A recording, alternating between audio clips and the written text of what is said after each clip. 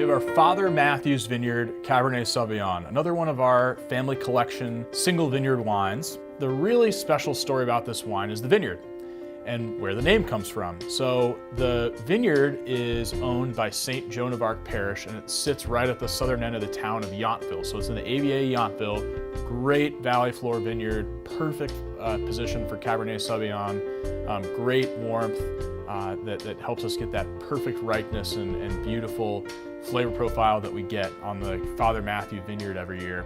And what we do is they have a parishioner there who's a vineyard manager, Paul, and he actually farms the entire vineyard there. I mean, it's not a very big vineyard in the first place. It's when we buy the fruit from the church, so 100% of that money that we pay for the fruit goes directly to the church, and they're able to use it for some local causes, and also to send a little bit of money to Father Mathew. So who is this guy? Who is Father Mathew that's got this great vineyard in his name?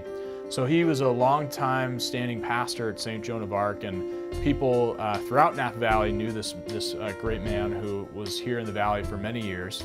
And he is originally from India, and he retired from St. Joan of Arc. And as a thank you and as a gift for his service, the church named this small vineyard after him. This is a true single vineyard Cabernet Sauvignon. What the vineyard gives us is what we make, and it seems to be very different based on the year because of how small this is. Our best year we ever had, we probably made about 250, 260 cases of wine, and in our smallest year it was under 150 cases of wine. What I love about this wine is the texture. When we talk about Cabernet Sauvignon, you think big, bold Napa Cab, and we're gonna eat it with big red meat, and it's gonna be mouth stripping, and it's gonna have all this stuff going on. This isn't that though. This is like Cabernet Sauvignon in disguise as a Cabernet Franc or a Merlot in terms of the body and the structure of this wine. It's really interesting, and the reason is because of the clone of Cabernet Sauvignon that is in this vineyard. It's clone 169.